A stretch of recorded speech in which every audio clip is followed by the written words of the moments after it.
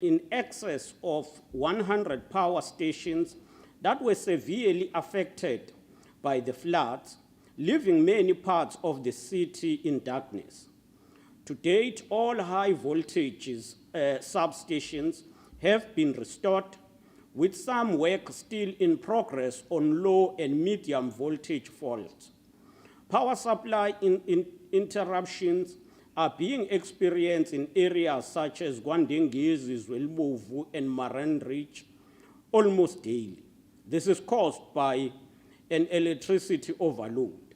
The city has advised that work at Maran Ridge substation to resolve this problem is expected to be completed in the next 2 weeks. With regard to water, there is substantial progress in restoring water supply in areas where infrastructure was severely damaged. In eThekwini, where major disruption occurred, water supply has improved by 75 to 80% in most areas. There is still a challenge in some areas. As stated, the floods severely damaged the water treatment plant in Othongathi. Major repair in this area are expected to take a few months and at an estimated cost of about 30 million, according to the eThekwini Metro engineers. As an interim solution, the municipality has intensified the provision of additional water tankers, and more static tanks will be added. There are also boreholes and package plants provided by NGOs, and we want to appreciate that. The eThekwini municipality is creatively reconfiguring the existing system and has constructed the emergency pipeline from Nyaninga Reservoir to Tongaat South Reservoir, which is the area that accommodates Buffalo's Day. The necessary tie-in will be completed on the were completed on the 16th of May. Access to piped water supply is expected to be available from today, the 19th of May, for the following areas: Tongaat South Reservoir, Watsinya, the Bavaldie, the Gandhinaka, Chamfords Hill, part of Tongaat Central, which is the Tongaat Central Business District.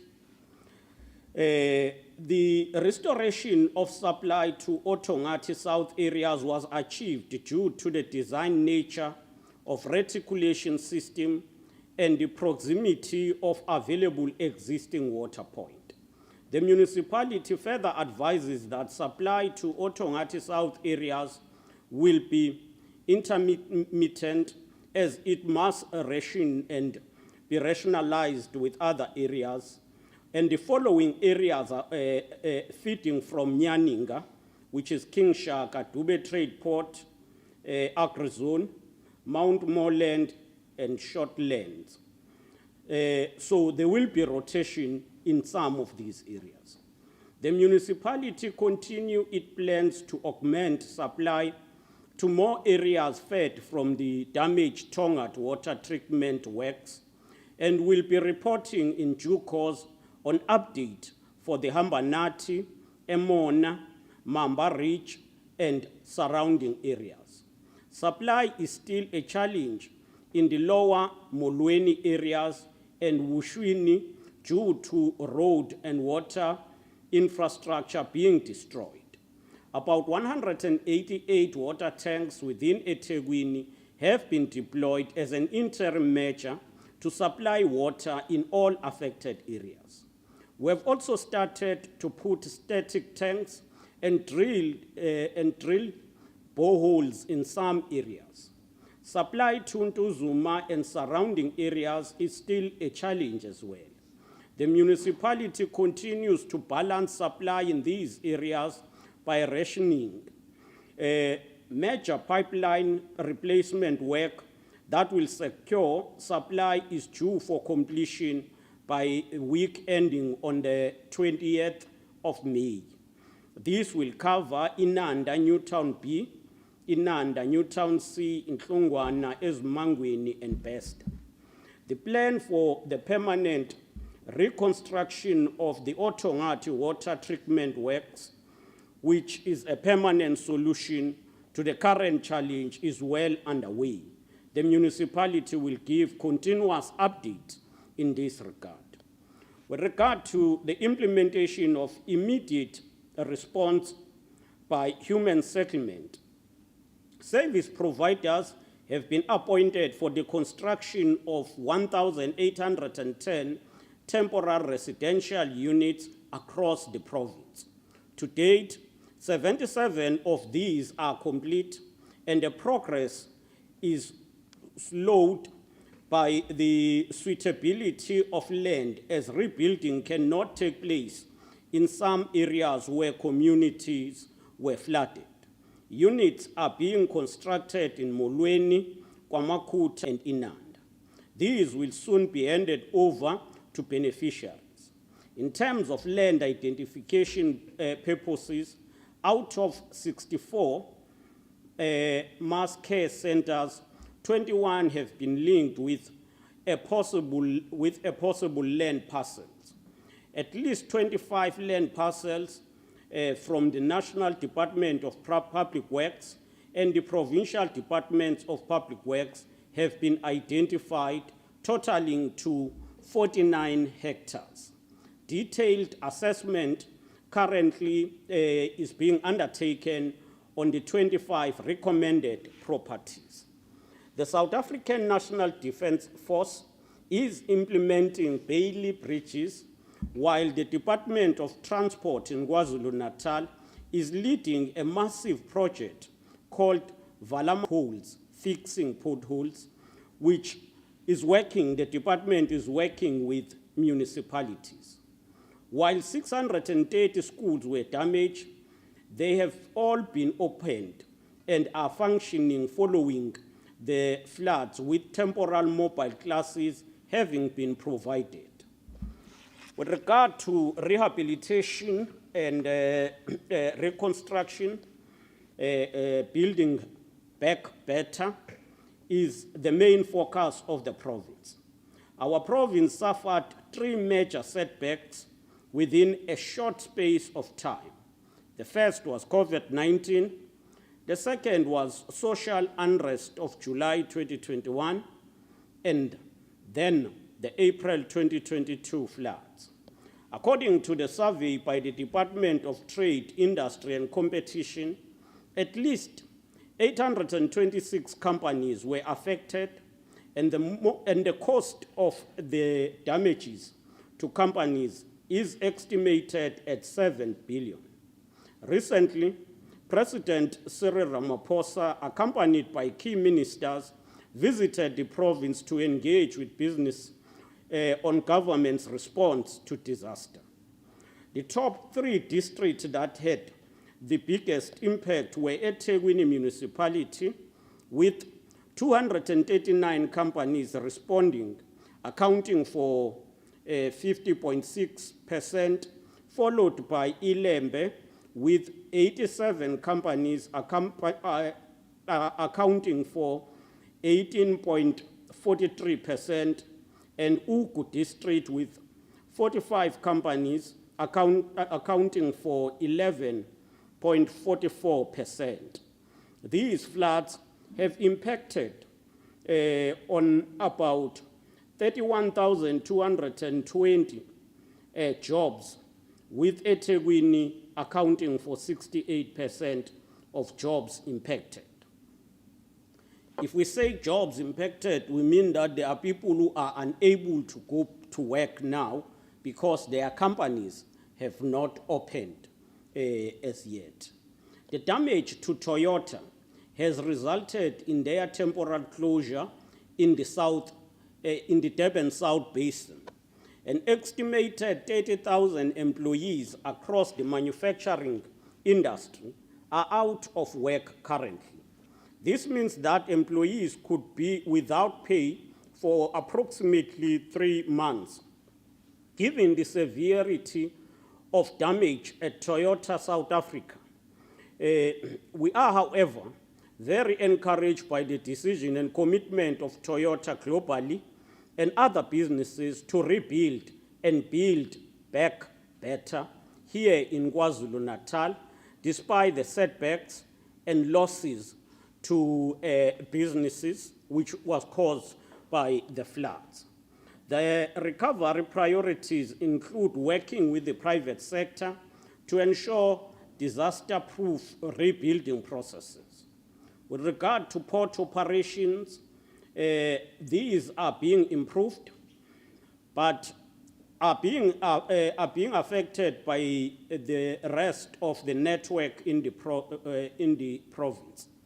Currently, 2 lanes on Bayhead Road are open and operational, while the repairs to the Bayhead Road is being carried out. Unfortunately, rail in the port area is damaged and will be back in operation in July 2022.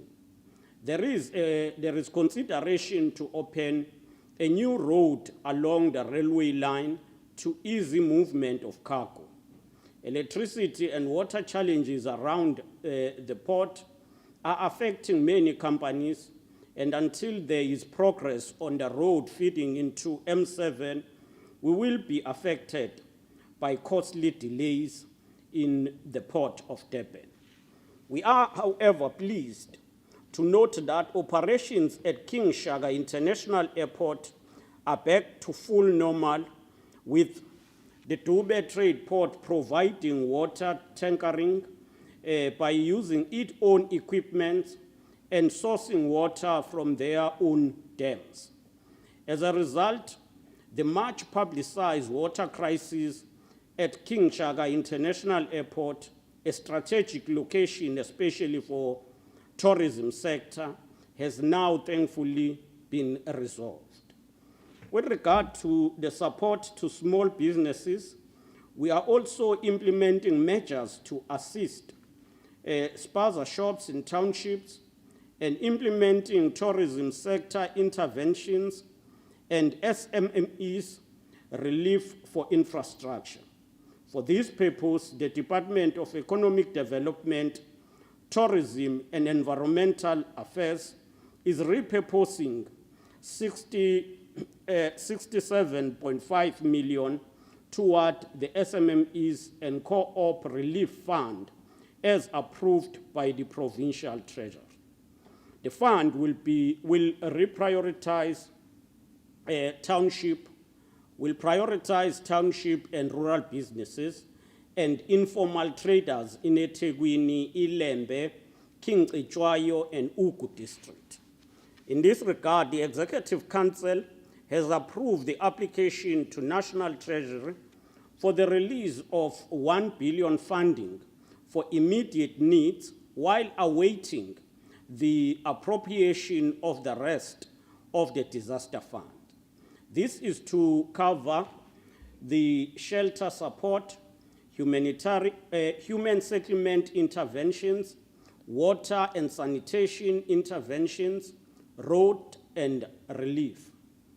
With regard to the disaster teams, we wish to thank all our patriotic disaster teams from across the provinces of South Africa, led by their premiers. We are grateful for your heroic acts of selflessness and sacrifice to support us in our greatest hour of difficulty and need. The South African Police Service, the military, expanded public works program participants, municipal employees continues to assist us as we work to rebuild, clean up, and continue search and rescue operation. The rebuilding effort will not be a government project alone, but the collective response led by all sectors under the leadership of our caring government. It is going to be a long road to full recovery, yet those with ears can hear the thankful appreciation of millions, businesses, communities, and many institutions who have felt government's consoling and reassuring presence during this time.